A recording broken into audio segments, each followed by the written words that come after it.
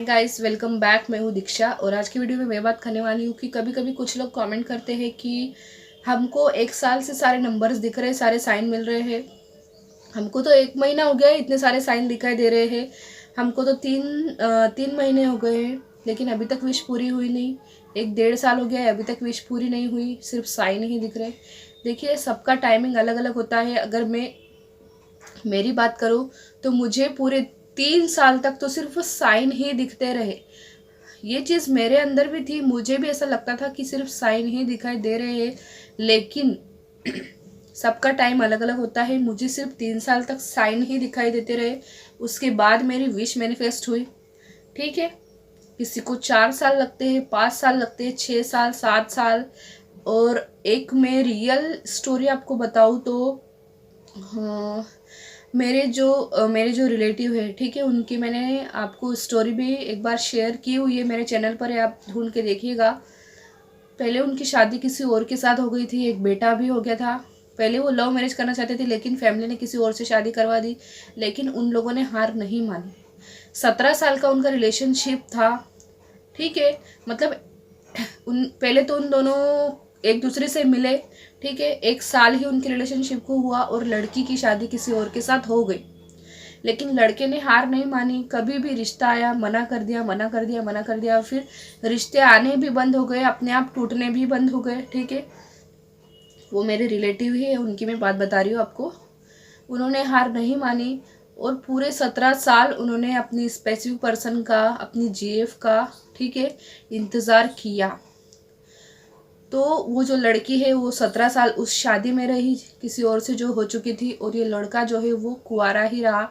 ठीक है, फिर 17 साल कंप्लीट हो गए, उसके बाद उस लड़की का अपने पति से डिवोर्स हुआ और उसकी शादी फिर जो है उसके जो बॉयफ्रेंड था, ठीक है, उसके साथ ही हुई। तो अब कुछ लोग ये कहेंगे कि इतना ज़्यादा टाइम लगेगा तो फिर फ़ायदा ही क्या है। तो देखिए, सबकी अपनी अपनी सोच है, सबका अपना अपना नज़रिया है देखने का, चीज़ों को सोचने का। तो जैसा आप सोचते होंगे वो आपके लिए सही होगा। लेकिन कुछ लोग दुनिया में ऐसे भी है कि ज़िंदगी भर इंतज़ार करते हैं किसी का, जैसे कि इन्होंने किया। जैसे कि ये जो मेरे रिलेटिव है, ठीक है, तो उन्होंने भी इंतज़ार किया और उन्होंने यही सोचा था कि मैं पूरी लाइफ शादी नहीं करूँगा। तो भगवान ने भी देखा कि भाई इसने बहुत इंतज़ार किया है, और कहीं ना कहीं उनकी भी मिस्टेक थी कि उन्होंने एक्शन नहीं लिया था।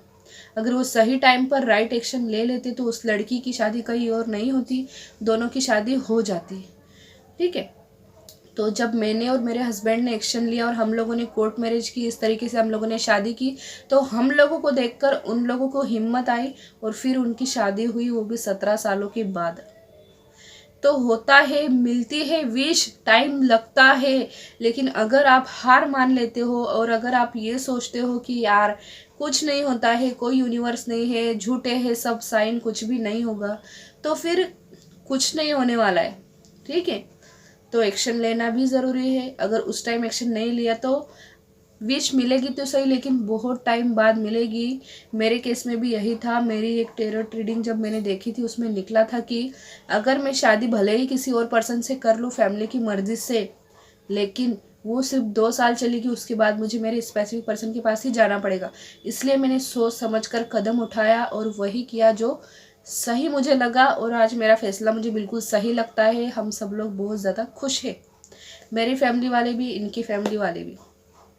तो चीज़ें मिलती है, पेशेंस रखिए, सब्र करिए। अगर साइन मिल रहे हैं तो विश भी ज़रूर पूरी होगी और आपकी विश कंप्लीट होगी, आपका पर्सन भी आपको मिलेगा। ठीक है, बस विश्वास रखिए खुद पर और यूनिवर्स पर। तो मिलेंगे अगले वीडियो में, तब तक के लिए अपना ध्यान रखिएगा। Bye bye.